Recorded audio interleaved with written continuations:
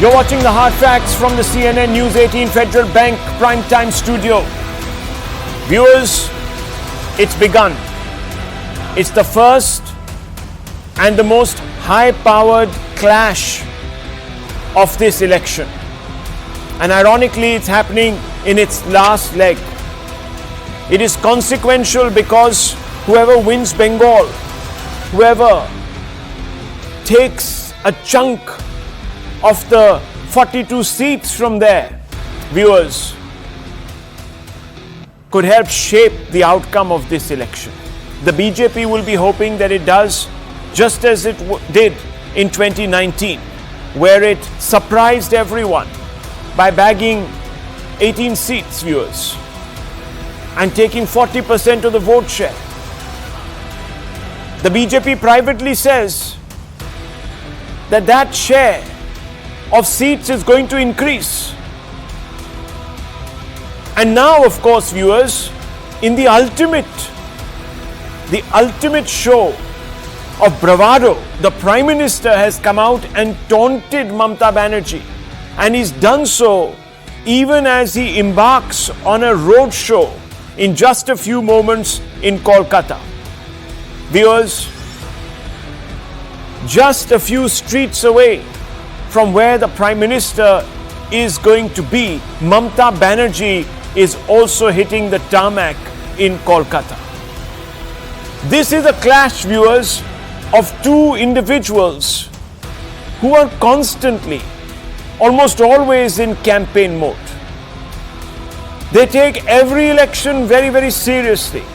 And for them, this is a battle of ideologies. The BJP and the Prime Minister have defined this as a battle.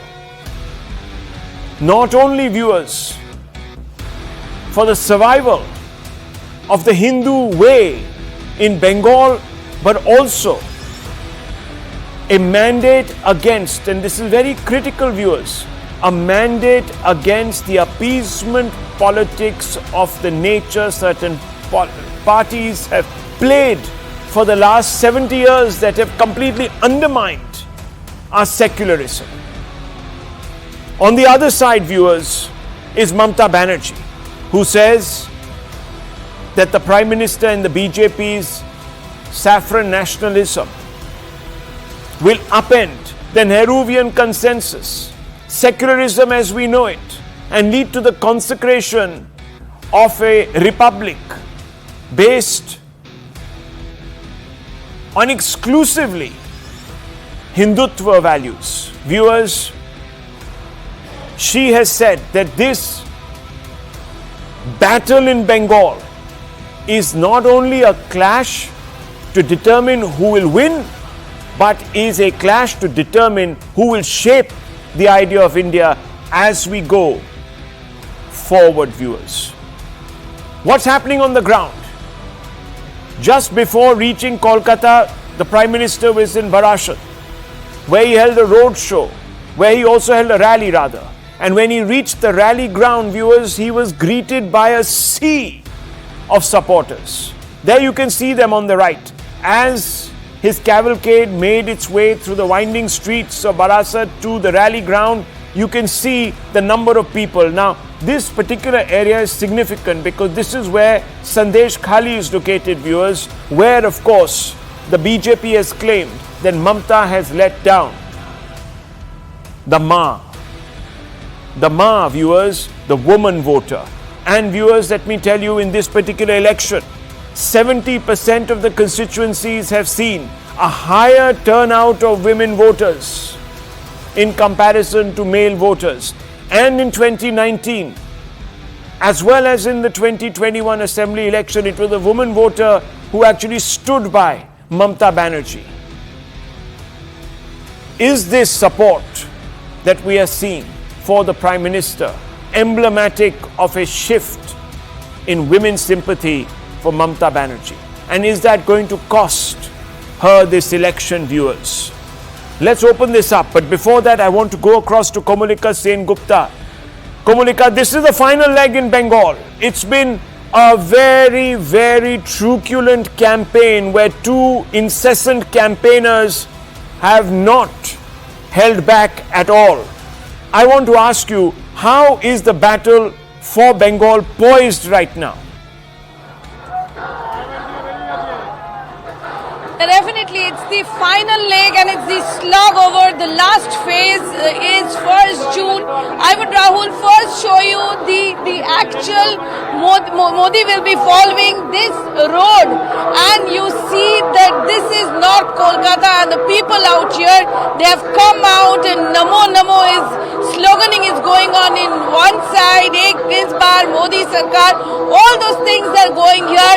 This is a very, very, very important and significant place because Narendra Modi right now has just taken blessings from Ma Sharoda from her residence, and then she goes out. He will be paying his tribute to Netaji Subhash Chandra Bose in 5 Point Crossing, and there he will start his roadshow and will end up in Swamiji's residence. That is also very significant. And the battle for Bengal, the last phase you have Kolkata. The last phase you have Raebareli of Bengal, Abhishek Banerjee's constituency, Diamond Harbour.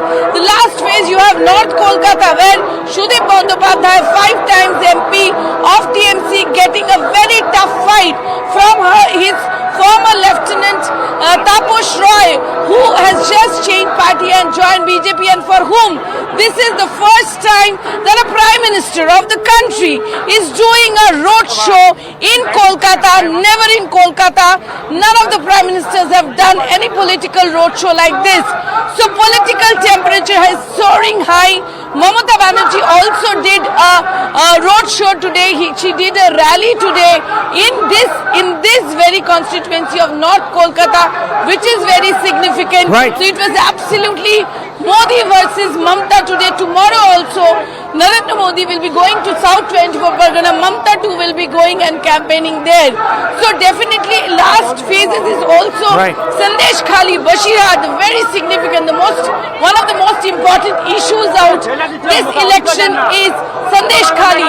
So definitely this is such a election, such a high voltage election, and this road show therefore becomes Monica, very significant. Let me ask you this, because the last 2 elections, or let me say the last 3 elections after the 2019 election, which is the 2021 assembly election, then you had the municipal election, and then you had the panchayat elections, the BJP didn't do well. Is that going to have some sort of an impact over the BJP's campaign and prospects in 2024 Lok Sabha? Komalika, if you can hear me.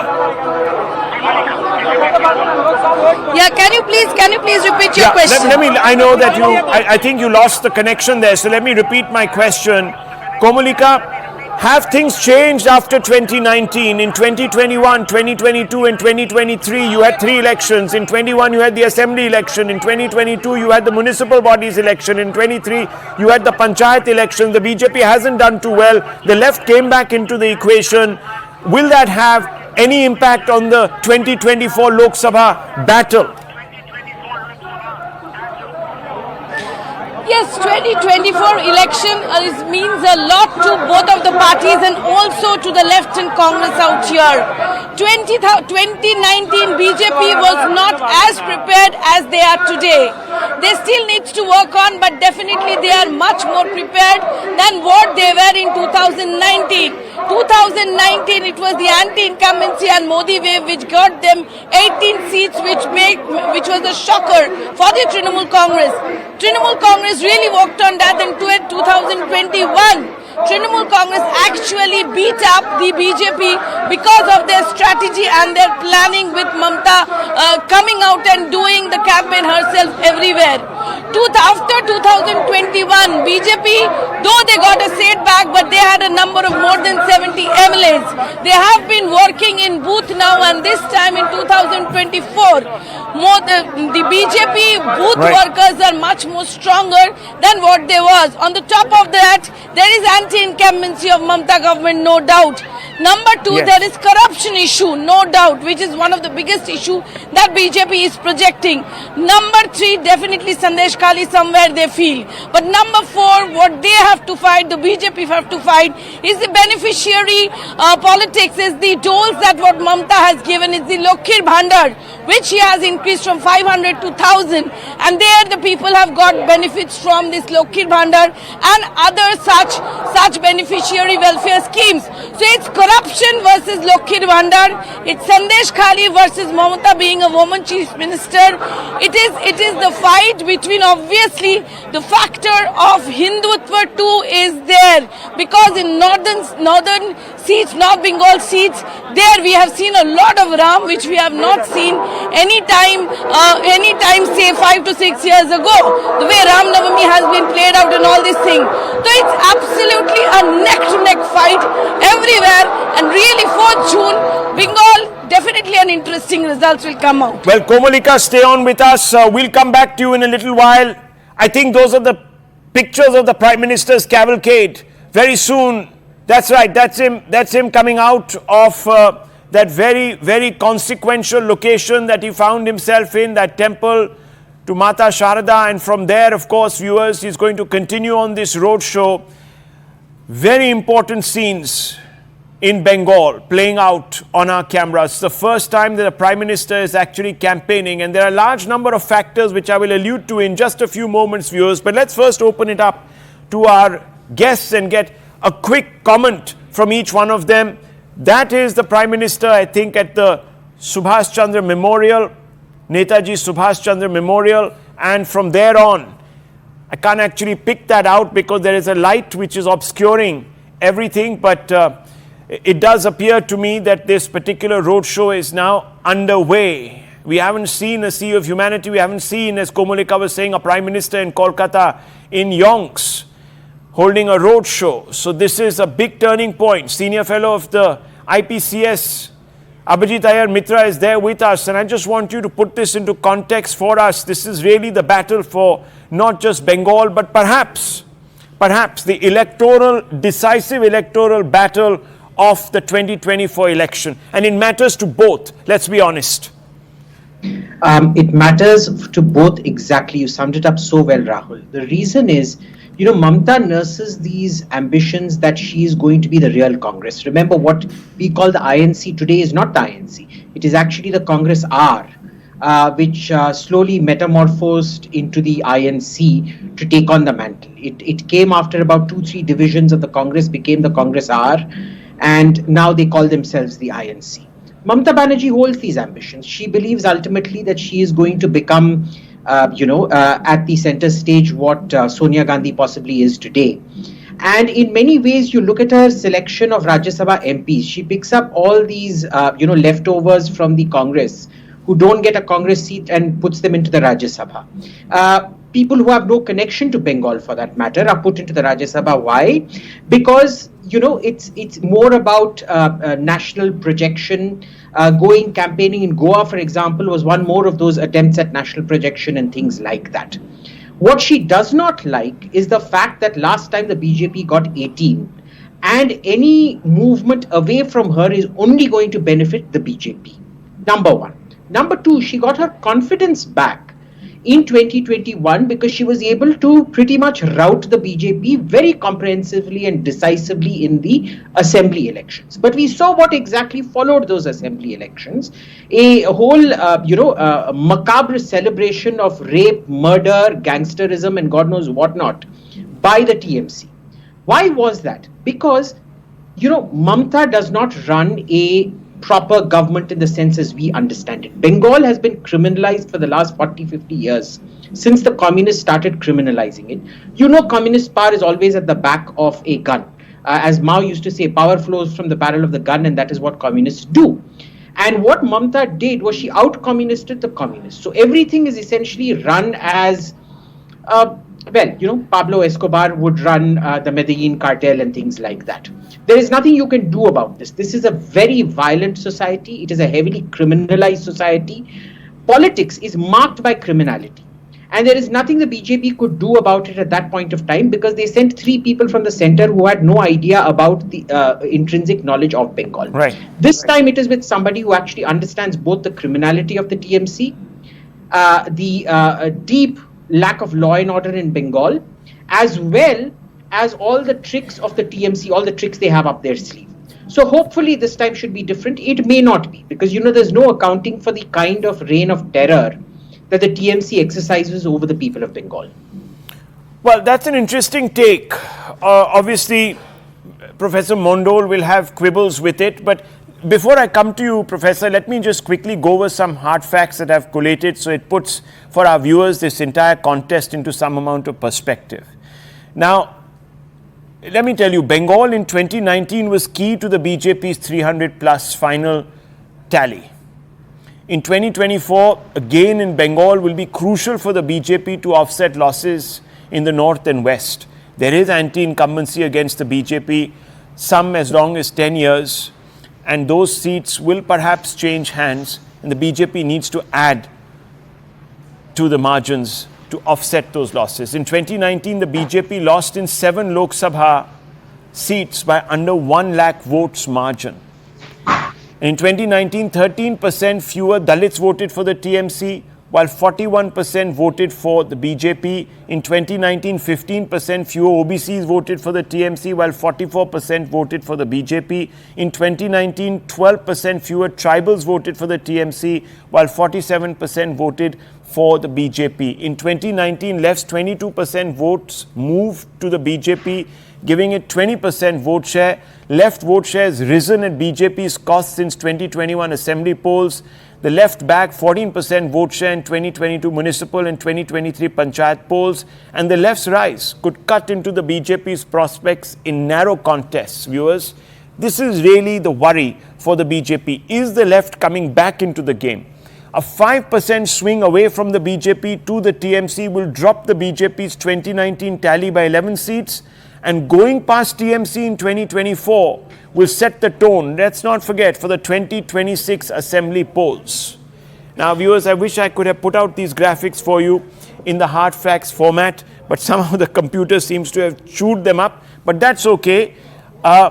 We will try and bring those back, but I've laid out the basic contours. Now, Professor Mondo, let me just ask you, it's not Mr. Modi in Bengal that is facing anti-incumbency, it is actually Mamta Banerjee, and that is an overhang now for quite a few years.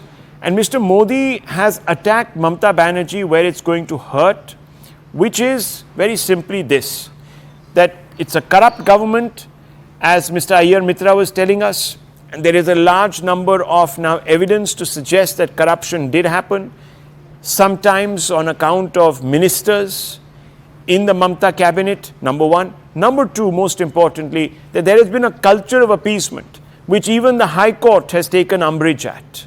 And both of these are going to cost very heavily the TMC. What is your defense to that charge? No, I do not even want to dignify the venomous anti-Bengali rant by the person who spoke before me, because he has been doing this for the last 5-6 years. He is out and out anti-Bengal person who is appointed, probably paid to spread this venom against us, where he is actually lying. Now, coming back to a question about criminality, rape, murder, if you're serious about it, the first thing Mr. Modi should do is actually dismiss the governor who is occupying that palatial mansion just 5-point Bajar 5-point crossing, where this warrior bust of Netaji is erected, and he worshipped that place. So Mr. Modi should talk about Sandeshkhali, women of victims of rape and a police station. He should dismiss the governor of the state, Bengal, who is accused of both own associate and molestation by a staffer of the Raj Bhavan. That's point number one. Point number two, you talk about corruption, and this is a person who is contesting from this particular community. 3 months ago, he was with the TMC, and his house was raided by ED, and only thereafter he switched over to TMC. You talk about corruption. You talk about corruption, Shubhendu Adhikari, who was shown by BJP in their own party office 8 years ago, taking money. He is now the biggest asset of BJP in Bengal. You talk about corruption, Hemanta Biswa Sharma, who has been known for taking money in Sharada's scam. The Sharada's scam is spilled over from Bengal to Assam. He is the chief minister of a state. Ajit Pawar, National Corrupt Party of India, NCP, 38,000 crore ka ghotala. He is BJP's asset in Maharashtra. I think corruption, criminality. One of the terrorists was in the parliament. Okay. By name So of Professor Mondal says that this is 33% of the this criminals, is hypocrisy criminals at are its with best. BJP. Professor Mondal, Absolutely. are you going to deny? Are you going to deny that 3 cabinet ministers of Mamata Banerjee were found with cash in their homes and they are today in jail? Is that not a fact, sir? Would you deny that Mamata Banerjee came out and accepted that there was something called a cut money scam and she apologized for it? Will you not? No. No. Ministers in jail. There's no evidence against me. No evidence. No. Why are they still in jail if there's no evidence? They had money. The money was. Don't you remember the money? That's only one particular minister's associate. The courts, sir, have talked about the teachers' recruitment scam. The courts have talked about. You are master in misconstruing people. Only one minister associate was found with the cash, not with the other. It's not Rahul Shivshankar who pronounced these verdicts. It was the High Court, and Mamata Banerjee said that the High Court itself is corrupt, that it is colluding with the NDA. Anyhow, I'm not going to sit here. I'm not going to sit here and take umbrage. Okay. She was found with the money. He was suspended, dismissed from the party within 3 days of that. Okay. It's the party that actually suspended these 2 individuals. Viewers, with great alacrity. They have another member of parliament who was actually taken action against and who went up to the courts, and the courts also told her to please. What action have you taken against Shubhendu Adhikari? No, 1 second. So you saying that when Shubhendu Adhikari was with Mamata Banerjee, he was corrupt? Are you saying that he was corrupt? He was corrupt at that point of time. Oh, so under Mamata Banerjee's watch, Shubhendu Adhikari was corrupt, but they did nothing. They did nothing. Only when he joined the BJP that they say that he joined to get in. Okay. Let's not speak over each other. Let me bring in Tuhin Sinha. Tuhin Sinha, the Prime Minister has made 2 issues, criminality and corruption, the fulcrum of his attack on Mamata Banerjee. Professor Mondal says this is hypocrisy. It's like the pot calling the kettle black. Your response? Well, good evening, Rahul. Good evening, everybody. We are in the middle of what is clearly going to be a watershed election in the history of Bengal. Now, I'm surprised by what the TMC spokesperson just said, because, if the Tolabazi money would not embarrass them, I would expect that at least the 2 scathing judgments of the Calcutta High Court, recent judgments, would have embarrassed them. One on the issue of teachers' recruitment scam, where, the recruitment of thousands of teachers stand abandoned because of their corruption. They have wasted lives. They have squandered away careers. And on the issue of please don't barge in like this. This is, a decent TV studio, not your... That order was stated. Hello, Professor Mondal, don't talk over the man, please. Let him finish, you can respond.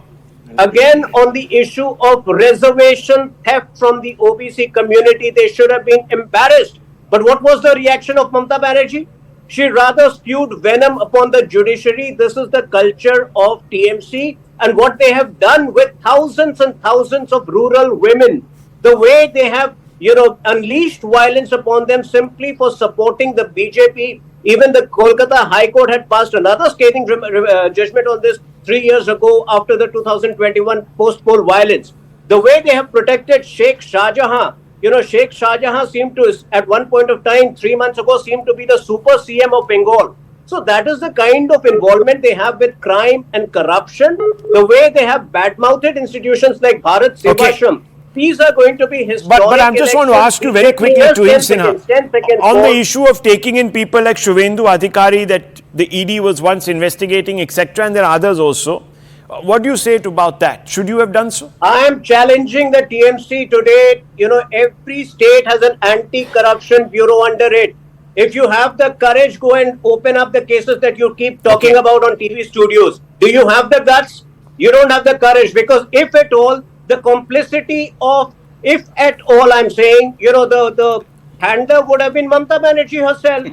The entire Tolabazi racket in Bengal runs because of Mamata Banerjee. Okay, well, viewers, big allegations going back and forth between the TMC and the BJP. But let me open this up to the Congress, the third leg. The third leg of this conversation. Kamru Chaudhary with us. Kamru Chaudhary, let me bring you in. This is an important election. It's probably pivotal. It plays a huge role in determining the outcome, the quality of the victory or the defeat, the final outcome on June 4th. So I want to ask you very clearly, your own state leader, your number one face in the Congress is against Mamata Banerjee. He has listed a large number of crimes that the TMC has committed in office, and he says that we should never get into any sort of alliance with the lady because she is a dictator. These are his words, and I can bring you out several others. Is he not right? And if he is not right, then why is he still part of your party? And if he is right, then why are you still part of the alliance at the national level? No, Rahul, you must understand the difference between the statements of Khargeji and Adhir Ranjan Chaudhary. Both are right in their own respect out here. We are not in an alliance with Mamata Banerjee's party, that you all know and your viewers also know out here. We are here to fight a decisive battle against the corrupt TMC and the divisive BJP out here. So it doesn't matter whether ultimately in the government formation TMC comes in to help the India alliance to form the government or not, that time will tell. But as of now, the stand of Adhir Ranjan Chaudhary stands supreme in the state of Bengal, and there is no differences at all. Mr. Chaudhary, why do you say that corruption is a lesser crime?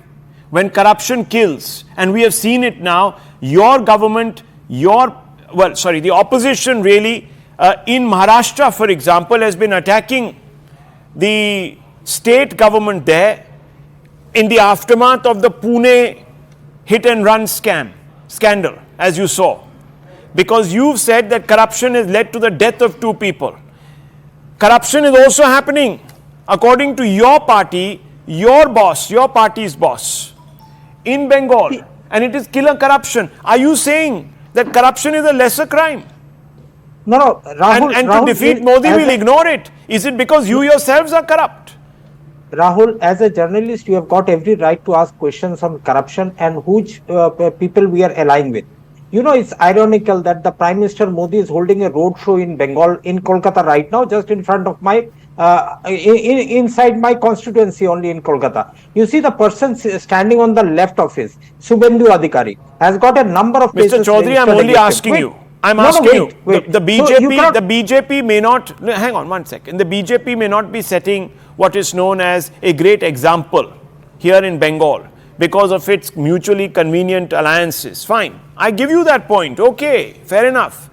But that doesn't mean that the Congress, which purports to be the alternative, must also go down that route and turn a blind eye and share the stage with Mamata Banerjee. In fact, she doesn't even want to share the stage with the India Alliance right now because she thinks it's sinking. That's a different issue. But Kamru Chaudhary, I'm asking you. No, Rahul, it's not the question that Congress party will compromise on such issues. It's the alliance that has been formed. No, wait. Because in 2021, Rahul, you compromised on a very significant issue. In 2019, you compromised on even a more significant issue. In 2019, sir, you were standing with the left that was standing with a militant Islamist organization that was spreading hate against Hindus. You know that. The ISF is what I'm talking about. Rahul, 2021, the example that you are citing out here, Congress party never had an alliance with this party. Or rather, we had a seat adjustment with the left parties. We got which had an alliance seats with the ISF, right? Wait, let me finish. And your own two very consequential leaders, Mr. Sibal and Anand Sharma, had a problem with that. No, we never aligned with ISF. We Sir, never aligned. We got 92 you were in seats an and we alliance fought for with the 92 left. seats. The left was in bed with the ISF. They had formed an alliance. So by extension, you were not certainly objecting, were you? You were happy for their votes to come your way. No, we got 92 seats as our share. We fought this. The left gave away their seats to whoever it may be. We were least concerned. The and left least gave bothered their about seats that. away. Mamta can do what she wants. She can be as corrupt allegedly as she can possibly be. We don't mind because we are defeating Modi. So viewers, those are the We are visuals. here on a one-on-one Those are the fight with the visuals. BJP. The opposition has decided that come what may, they will side with anyone. They will partner with anyone. It doesn't matter. Ideology doesn't matter. Morality, of course, matters even less in this fight as long as Modi is not there. Then you have to ask yourself, what is the problem with Modi? Perhaps it is because he looks under their mattresses, viewers, to find money. And when he does, he sets the ED after them and they have a problem. Is that really it? I don't know, viewers. I'm only asking a rhetorical question. But very quickly, Mr. Abhijit Iyer Mitra, what do you think is going to happen on the 4th of June? Do you think the BJP is ahead in this battle? I think very clearly the BJP is ahead in this battle because, misrule tends to accrue. Okay. There is now severe fatigue. The amount of corruption, lack of rule, gangsterism that the TMC represents have now become so much. The people are literally being crushed under it. Okay. They've got nowhere to go. People are fed up, says Iyer Mitra. Can I and add he 10 believes that the seconds, Rahul? BJP is ahead. I'm leaving it at this, viewers. I've run out of time. I don't want to go back to all the political guests here because then again we'll have to extend this debate and I don't want to do that because there's a very important question coming up just a few minutes from now. I'm taking a short break. Those visuals will be back on your screens, viewers, because we're going to keep an eye on Kolkata. We're also going to go back to Komurika Sengupta to get an update.